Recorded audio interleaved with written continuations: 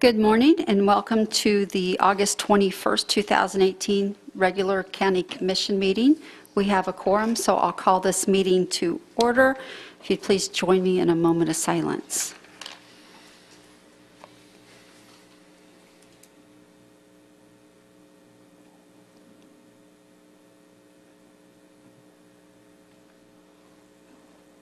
Thank you. Please stand and follow me with the Pledge of Allegiance. I pledge allegiance to the flag of the United States of America and to the republic for which it stands, one nation, under God, indivisible, with liberty and justice for all.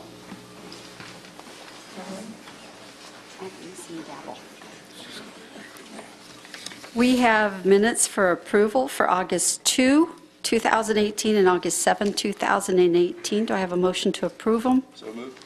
Motion by Commissioner Barfield. Do I have a second? Second. Second by Commissioner Isnardi. All in favor say aye. Aye. Opposed? Passes 5-0. We have one resolution this morning. That's for the East Coast Greenway. Sir, I'm going to read this, and then afterwards, if you'd like to say a few words, we would love to hear from you. Whereas the East Coast Greenway Alliance goal is to create 3,000-mile continuous shared-use pathway for pedestrians and bicyclists from Maine to Key West, Florida, also as the East Coast Greenway. And whereas the East Coast Greenway route passes through portions of unincorporated Brevard County and local municipalities, whereas the Florida Department of Transportation, in cooperation with Brevard County and the Space Coast Transportation Planning Organization, recently completed 12.8 miles of trail along the East Coast Greenway route, connecting the trails in Volusia County and the city of Titusville. And whereas the Brevard County Parks and Recreation Department has entered into an agreement to operate and maintain 12.8 miles of trail in the unincorporated portion of the county. And whereas Brevard County Parks and Rec Department contributes to maintaining the quality of life in our community by providing a positive impact on the social, economic, health, and environmental quality of Brevard County. Whereas the trail services serves pedestrians, bicyclists, and other non-motorized activities for patrons of all abilities and encouraging people of all ages to be more active, choose alternative modes of transportation, and experience Brevard's trails and parks. And whereas the trail, by offering tourists access to historic and cultural sites, will bring economic development to towns and businesses along the route. And now therefore be it resolved that the Brevard County Board of County Commissions supports designating the 12.8-mile trail in the unincorporated portion of the county as the East Coast Greenway. Done, ordered, and adopted this 21st day of 2018. I make a motion to approve this resolution. Second by Commissioner Barfield. All in favor say aye. Aye. Opposed? Passes 5-0. Thank you, sir. Mr. Hayden. Thank you very much. My name is Paul Haight from the East Coast Greenway Alliance. I kind of work on the state of Florida. Florida's the largest state on the East Coast Greenway. Out of 3,000 miles from Calais, Maine to Key West, Florida, Florida has 600 miles. And we have about 200 miles designated already. And this stretch is a great addition and probably a real showcase. Right now we have from Titusville, Volusia County is just finishing their part. It's not even open yet, but I did ride it last week to check it out. And so we'll have 35 miles from Titusville to New Smyrna Beach. And there's another spur that goes all the way up to Deltona. So we can bring people to Brevard County from both the east side and the west side of Volusia County. And it's very unique, and I think we'll find, as we do all over the country, that when these really quality trails get built, it becomes destinations and attracts people to the area. So I think this will be a tremendous asset. I thank you for your actions and your vision, and we look forward to seeing you on the trail. Thank you. I've been fascinated. We've been working on the trails for a long period of time, and they said it would bring all these tourism in, and I was real reluctant to believe it, but we're seeing people on the trails all day long now and on weekends, and it's fascinating to me how many people will hop on them bikes and ride 40 and 50 miles a day. So to all you guys out there, we got some paths here in Florida coming up, and you want to hit the trails. Thank you very much. I do have a logo, a little sign to present this. If we could get a couple quick photos. Yes, sir. We won't take any more of your time. Thank you.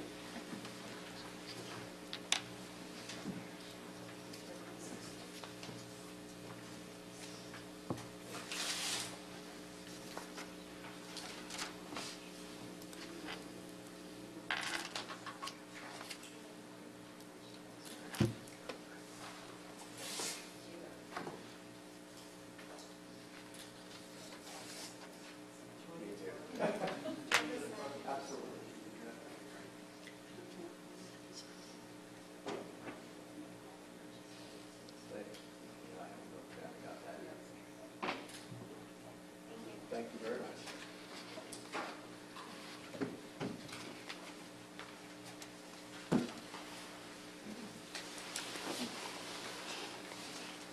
We are into consent agenda. Does any of the commissioners wish to pull any of the consent to hear separately? Commissioner Tabaya? Thank you, Madam Chair. I would like to vote no on F9 without comment. Okay. Any other commissioners? Okay, I'd like to receive a motion to approve the consent agenda with Commissioner Tabaya voting no on item F9. I'll make a motion to approve consent with Commissioner Tabaya, noting Commissioner Tabaya voting no on F9. That's good, Commissioner Isnardi. Second by Commissioner Barfield. All in favor, say aye. Aye. Opposed, passes 5-0. I have no public comment cards, so we're going to move into public hearings. Item H1. Good morning, Commissioners. This is adoption of the resolution to establish user fees for the fiscal year 18-19 for the Melbourne-Tillman Water Control District. And the fees included in the resolution are what was requested and recommended by the Melbourne-Tillman Water Control District's Board of Directors. Thank you, ma'am. This item will require that Districts 3 and 5 vote in favor of it, or it will fail. Commissioners, comments? I've attended the meeting, and I agree with the request, so I'll make a motion to approve. I have a motion on the floor. Do I have a second? Second. Second by Commissioner Smith. All in favor say aye. Aye. Opposed? Passes 5-0. Item 2.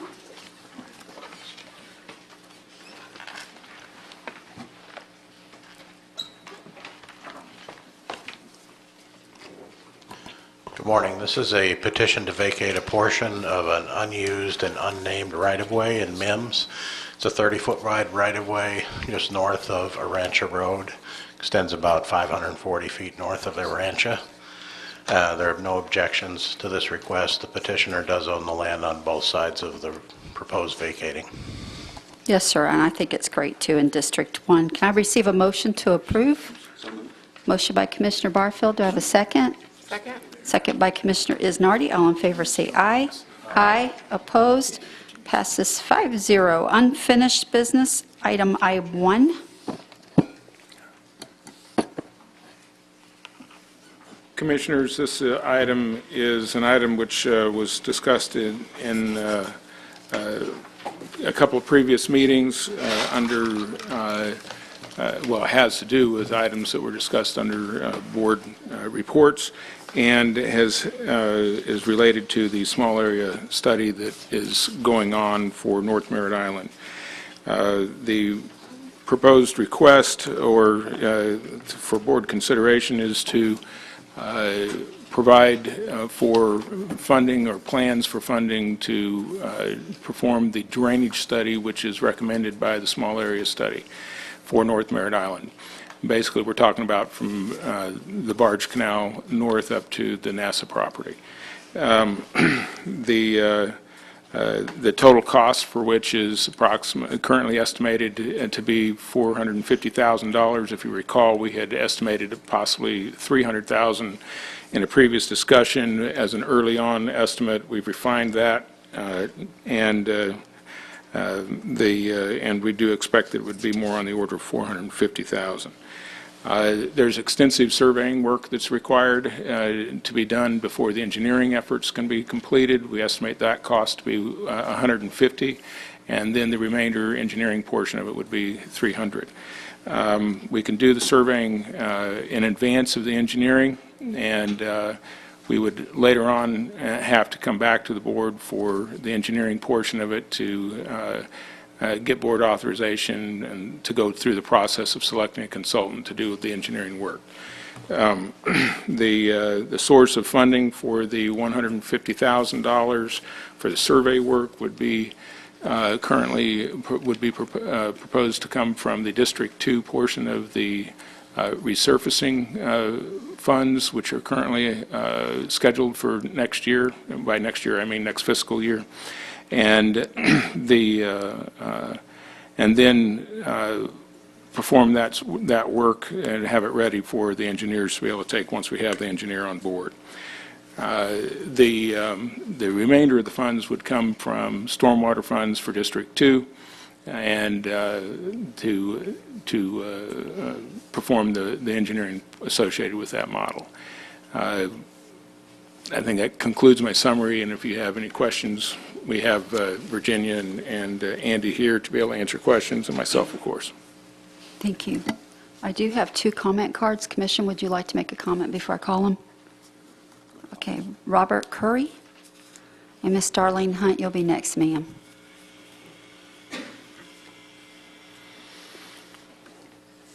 Sir, I'm Bob Curry. I live up on North Merritt Island off of Bishop Road.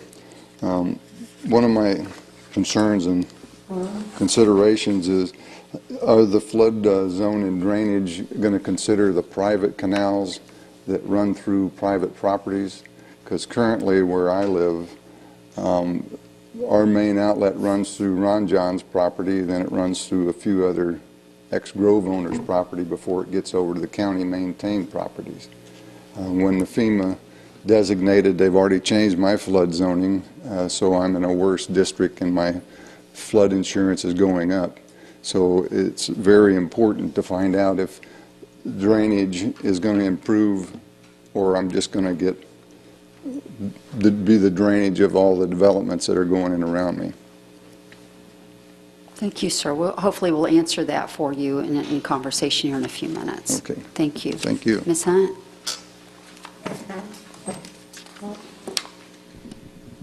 Good morning, Madam Chair, Commissioners, and staff. My name is Darlene Hunt. I live at 125 West Crisafulli Road on North Merritt Island. The county has been working diligently to try to come up with a viable plan to help to reduce the flooding on North Merritt Island, and this proposal is an excellent opportunity.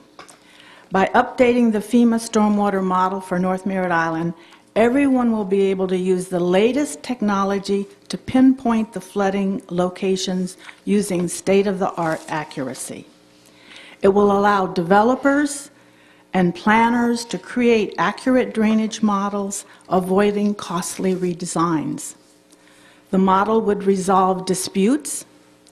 The model will save everyone time and money. When the suggestion first came up during one of the small area study meetings, it was estimated to have a cost of $1 million. After further review, that amount was reduced to what you've had presented to you today. I have a feeling that this approach will be used in other parts of the county that are currently experiencing frequent flooding. Therefore, I respectfully request that you please approve the funding for this FEMA flood model for North Merritt Island. Thank you, ma'am. Okay, that's the end of the comment cards. I'll close public comment. Commissioner Tobias? Thank you, Madam Chair. With your indulgence, I would have a few questions for staff concerning funding on this. Certainly. Thank you, Madam Chair. Thank you, Mr. Denninghoff, for putting this out there. It sounds like this was $450,000, 3 $150,000 chunks. The first one, did I hear correct? We are shifting money from road resurfacing to fulfill this item. Is that correct? That's correct. We would shift to $150,000 in the upcoming fiscal year from resurfacing within District 2.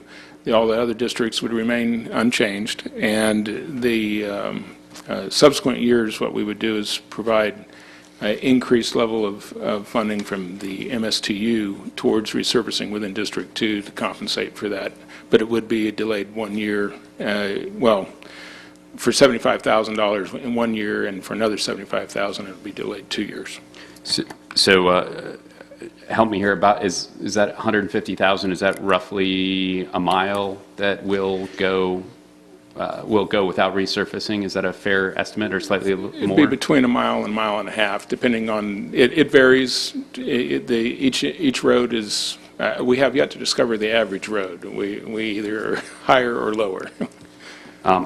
I do remember you talking about the need of our roads, and you mentioned that there was a factor of 5 or 6 when we go from resurfacing to reconstruction.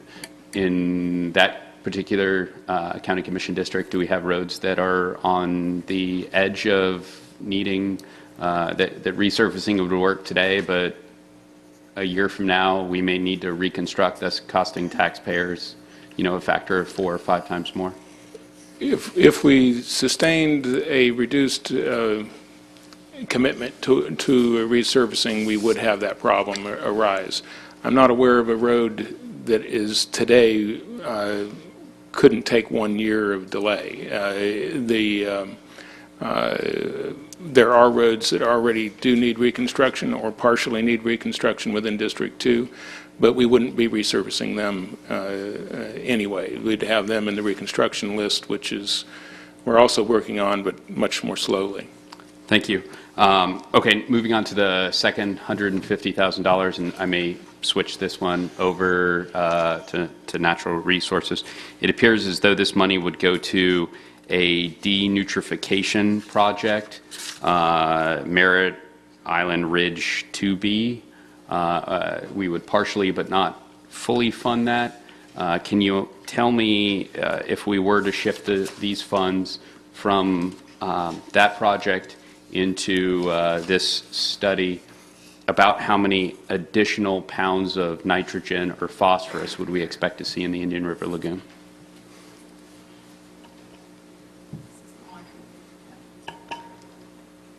So, yeah, to find that 150,000, we would have to delay 2 projects, the Merritt Ridge 2E or B, 2B, sorry, and the one ditch denitrification project. So the Merritt Ridge 2B project is a road swale project, so it would have, it would catch pollution coming off the road.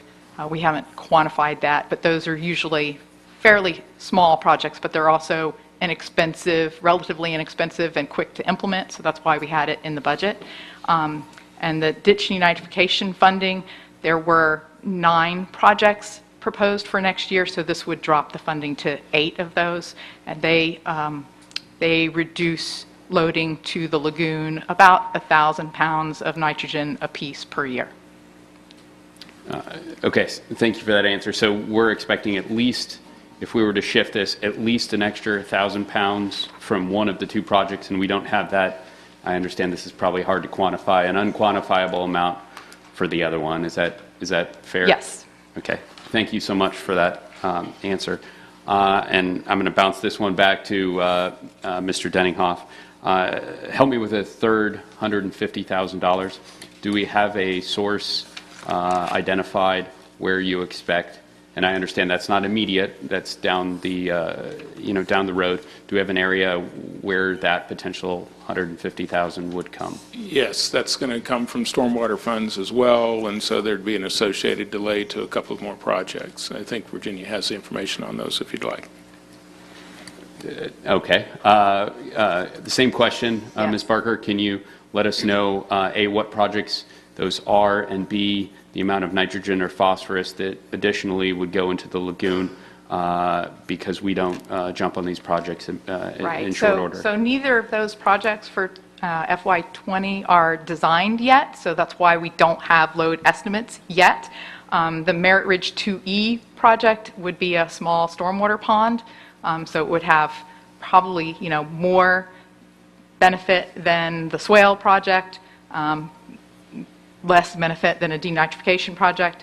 The Hilltop Lane project is a baffle box, and depending on how we design that baffle box, whether we could afford second generation or third generation, that would impact the load reduction. So all 4 projects that we're talking about are relatively small stormwater projects, but that's what we're trying to do, hundreds of small projects to add up to protecting the lagoon.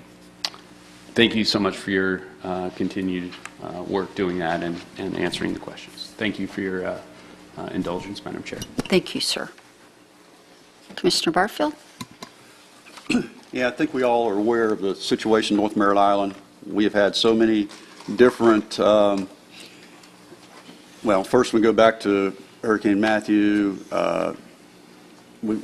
Irma, and the no-name storm afterwards.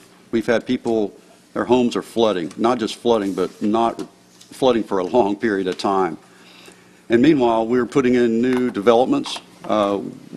We have those developments going in. We look at each one, look at the drainage, look at what we believe is best based on the current information we have. And it becomes very obvious that we look at each development as a development, but looking at the overall impacts to the complete North Merritt Island, since it all comes together and goes out, a lot of places, it's just one place it'll go out into the lagoon or after it's treated. So the point is, we don't really know, and it's time to upgrade all of this. It's time to get scientific data so we actually know what the impacts will be. And with that, we have data that we can base our decisions on when we look at these developments. Now, I've had everybody in my office. I have people from Public Works there in my office at least once a month, going over the drainage, going over all the paving. Where are we? What's got to be done? And how is this going? And we've kept up with the paving very well. I say we. The county has, but in our district, we've done pretty good. We've done over 140 miles of resurfacing. And does there more roads need to be resurfaced? Absolutely. But when you weigh the benefits against what we're doing here, we've got to get a grip on the flooding in North Merritt Island. We have got to make sure we have a basis on making these decisions in the future. You weigh that against repaving some roads, the risk is much greater over on the flooding. So, Madam Chair, with that in mind, I make a motion that we approve this agenda item. I have a motion on the floor. Do I have a second? Second. Commissioner Tabaya. Thank you, Madam Chair. And this is just closing in regards to the answers that staff provided us with. And I'll be brief on this. We're swapping $450,000 from the 2 biggest priorities of Brevard County, our backlog of roads and our dying Indian River Lagoon. You heard it from our Natural Resources Director that thousands of extra pounds will be going into the Indian River Lagoon. We all can see that it's currently dying. If we were to shift funds from these projects into this study. So while I am not diminishing the importance of this study, I think it would provide many benefits. But I think we need to look to the benefits of the constituents countywide and work hard to fix our lagoon and to repave our roads. And for that reason, I will be voting no on this. Thank you, sir. I spent a while yesterday with staff, and this is actually the place that I spent most of my time asking questions. And I went through the same procedure that you did, Commissioner Tabaya, trying to figure out about the funds. And one thing that Mr. Denninghoff said, and I was asking about this, and you said it was a reasonable trade-off as far as stormwater, what this project could do of saving flow into the Indian River Lagoon? We do quite a few projects as far as runoff and water quality. We also, essentially the stormwater funds are split into 2. We try to do about half of the funds to flood control and about half of it to water quality. I think that currently we still look to keep that balance, and so there's still a lot of water quality projects going on. The opportunity for flood control is usually very strained, and we have to have these models in place to be able to do good flood control projects. And so there is a degree of, I'm not going to say necessity, I guess there's a need to have good scientific studies and engineering studies in place to be able to properly implement flood control and identify what the benefits are. In addition to that, it sets the table for the private sector to be able to do work and be able to mitigate for impacts that they might have for proposed development. But more importantly, it allows us to be able to have the knowledge that we need in order to be able to move forward to identify whether any project is going to intensify the flood problems or diminish them or keep it the same, and this model would allow us to do that. Okay, all that to say, when I said is the lagoon going to be affected, you said it's a reasonable trade-off. Well, it is, but it's, I don't want to say that the lagoon is unimportant in terms No, it of is water important. quality. This should help. It's That's why I very asked about the important. lagoon So, yeah. specifically. Ms. It'll- Virginia? Yeah, let me just add to that. So to the extent that the flood study helps hold floodwaters on private property and not flood out the neighbors, that retention time is also going to provide pollution reduction, keeping that pollution out of the Indian River Lagoon. So there will be a pollution reduction benefit from this study as well. We just can't quantify it without the study being done first. Okay, so that worked for me for the 150 stormwater, and then I started asking questions about the road. And the information I got, this is an excess amount that we had planned to move forward with. We actually are doing 61 miles instead of 55, correct, City County Manager? That's correct. We have 61 budgeted in a budget proposal for this year. Okay. We committed to the board 55, but we're targeting 61. So that's extra of resurfacing, which wouldn't put us into the reconstruction because that's what we did last year. And Commissioner Barfield, I'm gathering you're going to go ahead and take that out of your extra percentage of the reconstruction for the extra amount to pay for that part, sir. Resurfacing, yeah. Resurfacing, I'm sorry, yes, sir.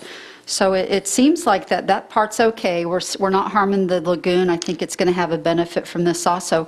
I'm going to vote in favor of this. I'm going to support it. But my question moving forward is after we do the study, what the costs are to implement the study and where we're going to have to come up with those funds. That's going to have to be the next place that we're going to have to go eventually is figuring out what to do with that, what to do with the bus after we catch it.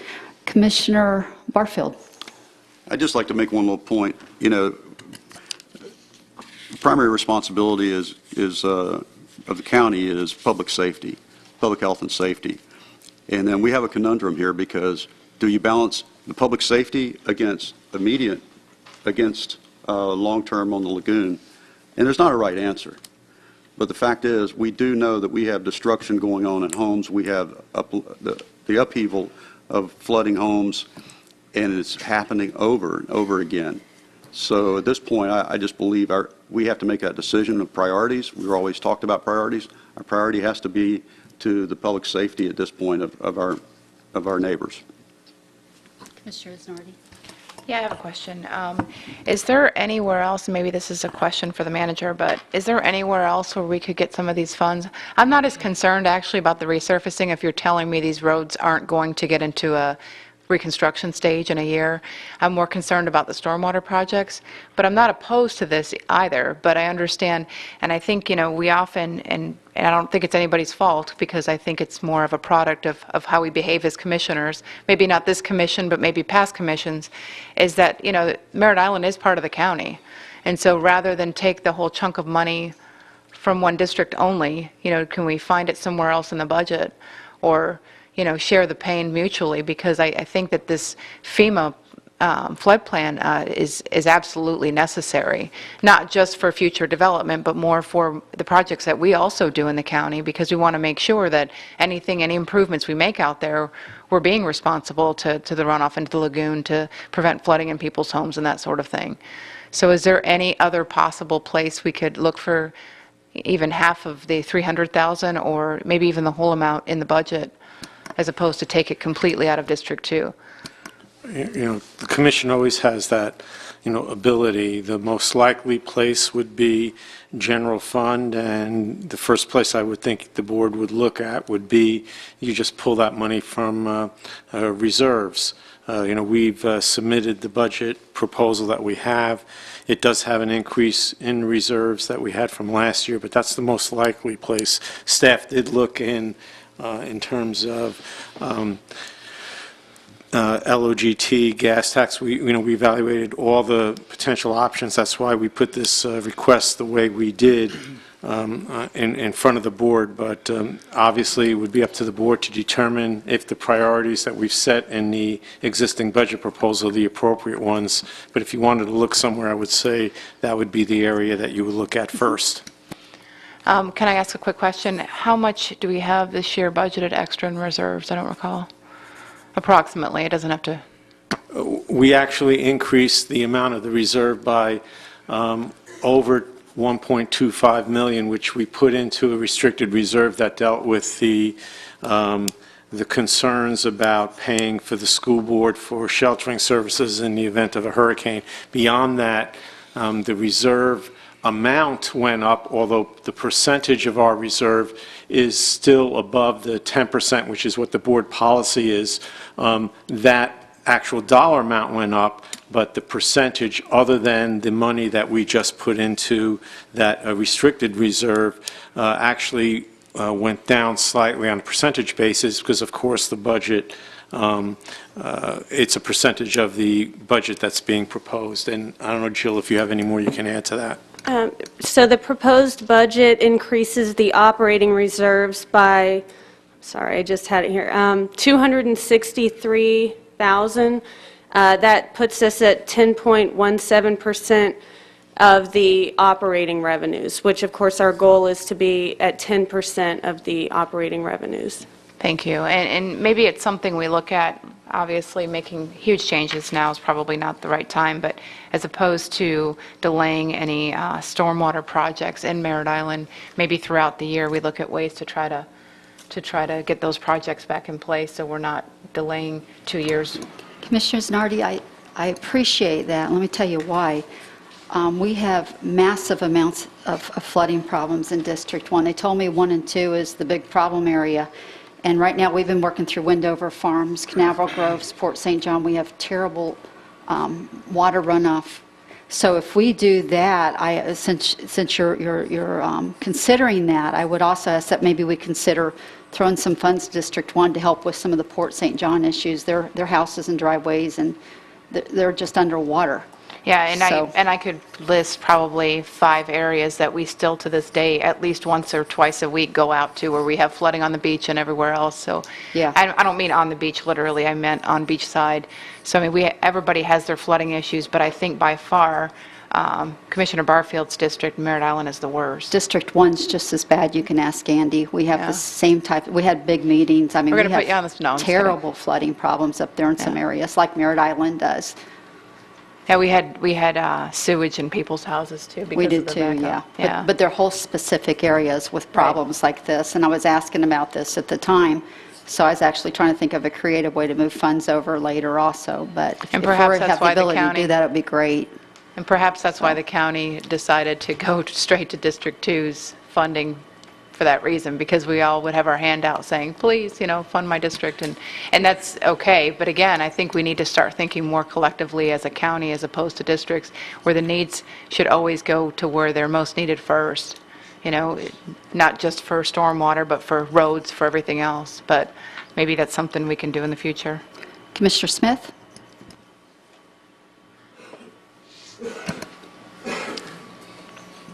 Well, I'm listening to all these ideas bouncing back and forth, and I think everybody is in agreement that we have to do something about the flooding in District 2, and we need to do something about the flooding in District 1.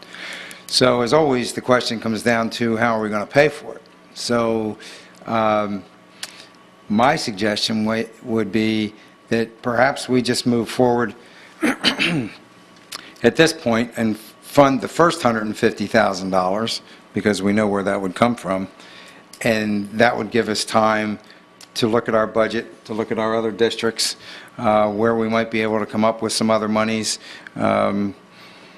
explore the possibility of reserves or taking money from other funds. I would also point out that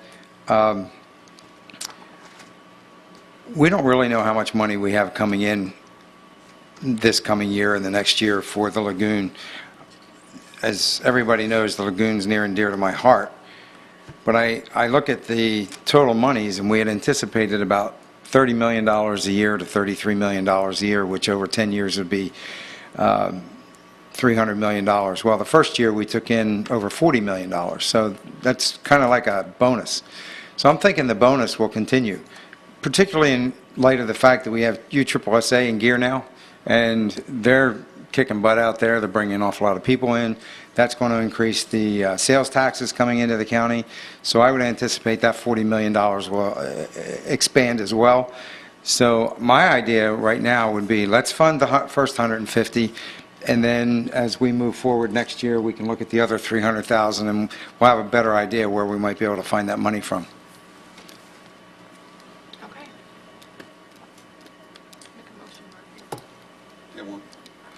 You can always look at this at the mid-year adjustment time.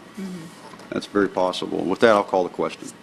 Okay, I have a motion on the floor, a second. All in favor, say aye. Aye. Aye. Opposed? Nay. Passes 4-1 with Commissioner Tobias in opposition. Thank you. We are moving into no public comment cards, so we're going to move into board reports. Mr. Abate. No report. Ms. Bentley. No report. Commissioner Isnardi. Yes, something, whoops, I hit my button by mistake.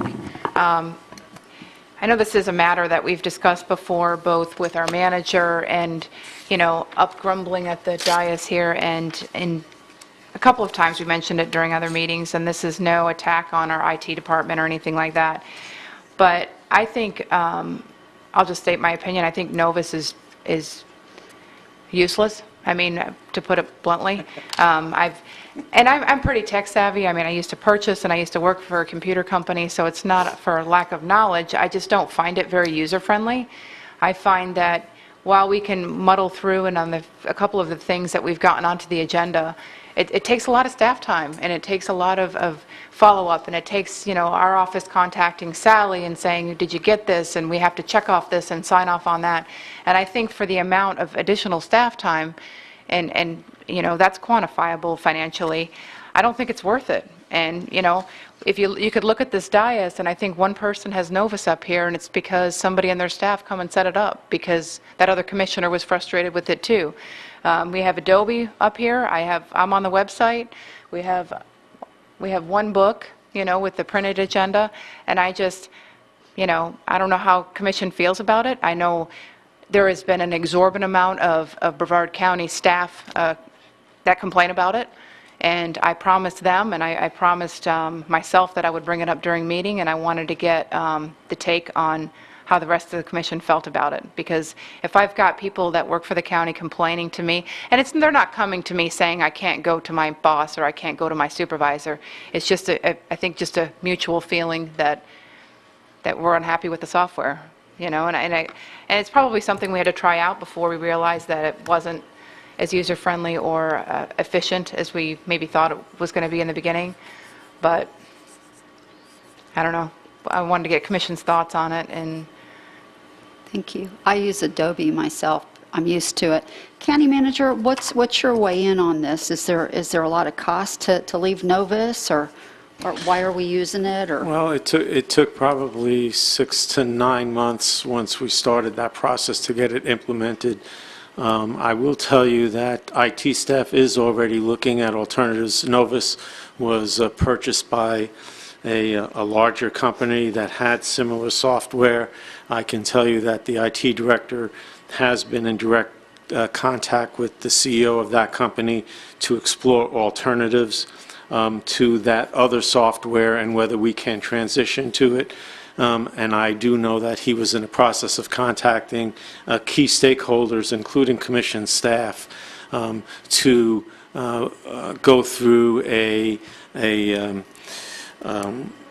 review of the alternatives alternative that might be available through that company, or see whether or not we need to go out or should go out to explore other alternatives. The former package that was used, DM system, also needs updating at a very substantial cost, and so it's not one that we can just transition back to that, because that's an outdated software for us as well.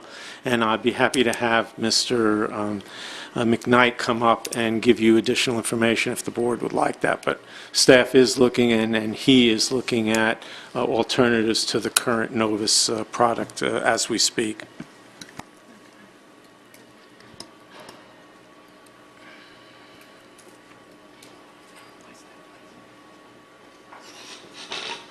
Good morning.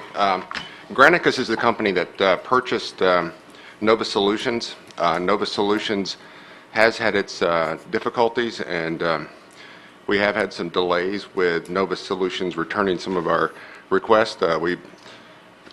Excuse me. We've issued complaints, and we had to go up the chain of command quite a bit before we got any type of significant response. So we were not happy with that.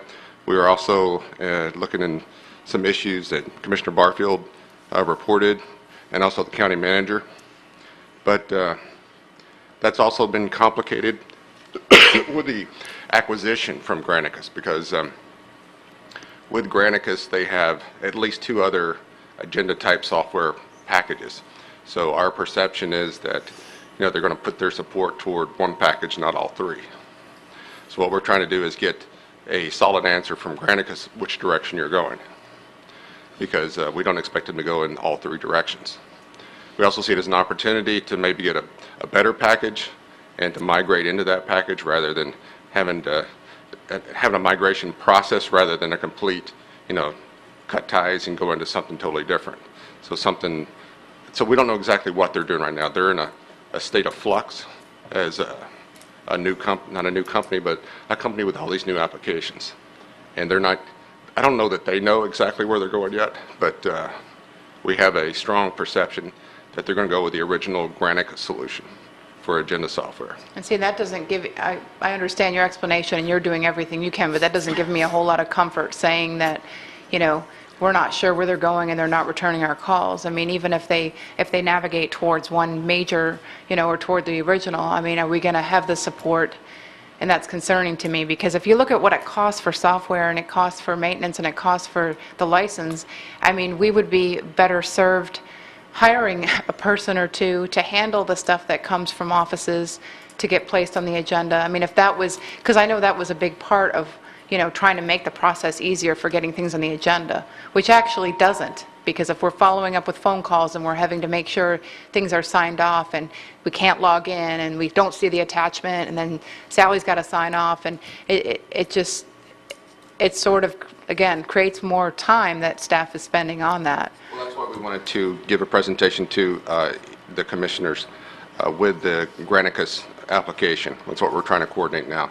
They also offer a multitude of other applications. They also brought up the IQM2, which handles our video recording. There's an opportunity here to incorporate a lot of things that work well together. And right now we have different packages that don't necessarily communicate with each other. And if we take advantage of the situation with Granicus, assuming all these applications, we could get to a much better place and maybe get to a better agenda software too. But we're going to give you that presentation shortly. We sent out, last Friday, we sent out requests to coordinate some type of presentation with Granicus. We haven't got a date yet where they can come in, but as soon as we get that date, we're going to coordinate with each one of your offices in order to get But it's going to look a lot different from what we're dealing with? Yes. Okay. All right. Again, I can navigate Novus just fine, but it's like 3 different views, and again, sometimes the attachments aren't there, and I know I've told you that, and it becomes frustrating, for anybody that, if I'm having these kinds of problems, I can't imagine being an employee or somebody that's having to work within it a lot more than me, but. I wasn't aware of your specific issues, and I apologize, I haven't reached out to you to make sure that you were comfortable with it. I know. I don't even use it. I gave up on it a long time ago. I mean, initially, it was kind of like, okay, well, I thought those things were worked out, so I'd come back to it every so often, and then I see like the same thing on there, the same attachment twice, instead of two different attachments, or an attachment that isn't highlighted. I know those are specifics, and it's kind of pointless to go through all of them now, but yeah, I pretty much I just use the website. That's why I asked that we put the entire agenda back on the website, because then not only for the public's benefit, but for my benefit as well, because at least I know that that's updated. Well, like I said, I don't really see your view as far as the board view of Novus Solutions. That's why I look to you for your input on, exactly how you feel about it. The employee view, which I have up right in front of me right now, I think that is excellent. It's got hyperlinks for every single agenda item, all the attachments for it. Well, I can tell you, when you click on an item on the left-hand column, it brings up a note window. It wants you to write a note every single time, and you have to clear it, close it, enter it, or whatever, just to get through it. And that's just to try to view what's in the window. So it's really tedious, and again, it's not user-friendly at all. I understand. I apologize for that. Thank you. Commissioner. It's not your fault. Commissioner Smith? No report. No report. Commissioner Tabaya? No report, Madam Chair. Commissioner Barfield? Oh, I have a report. Last Friday, well, first off, I'm the vice chair of the East Central Florida Regional Planning Council, and so I represented the council at the Florida Regional Council in Hollywood, Florida, Friday, which was all the councils from the state of Florida, which is pretty interesting. There were a lot of things discussed about different development issues and planning, and it's pretty much the same for issues we're having all around. It's flooding issues, the lagoon, or on the West Coast, their lagoons, and just a number of different things. That was pretty interesting. Another subject, I'm going to be bringing forward a discussion and some recommendations on how we deal with binding development plans. It's really frustrating to me that binding development plans are in place a few years back, or maybe many years back, but they can come to this board and then they're changed. To me, that's not a binding development plan, it's a non-binding development plan. And I want to discuss what we can do and how we can give these things, give these plans some sort of control where they can't be changed so often. And I don't know if there's other alternatives to it or what we can do, but it's just really frustrating when we see people who have come out years ago and work with the county to make sure they get what they want in this zoning change with a binding development plan, and binding development plans there, well, next thing you know, we're changing it 2 years later. So I think that needs to be definitely addressed, and I'm going to be bringing that forward. And then I have a request. We've been trying to find out what the status is of the Sykes Creek Bridge. We get inundated with questions of when's it going to open, when's it going to be done, and I don't know if I can get some feedback on that. We've sent me emails, and I still haven't gotten a firm answer of when. And so if I can get that, I'd really appreciate it. It would really calm some people down in my district. Thank you, sir. So I think Andy's going to... Oh, I didn't see Andy coming. Yeah.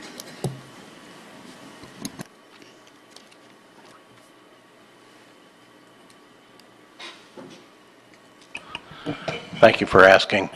The Sykes Creek Bridge is being pursued as a design-build project, which we haven't done a lot of here in the county. We are trying also to maintain eligibility for FEMA reimbursement, and that has lengthened the front end of that process some. We do have a timeline put together, and I'll get it to your office. It's a two-stage, just to briefly summarize, it is a two-stage process.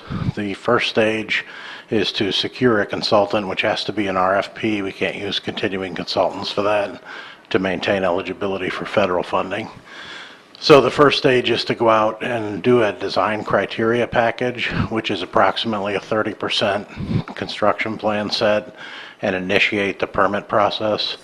We are at a point where we have a draft RFP prepared for that, and that should be going out here in the next month or so. The next stage is, after that work is done, to solicit for a qualified design build team. It's a qualifications-based selection, and there's another package that goes out for that.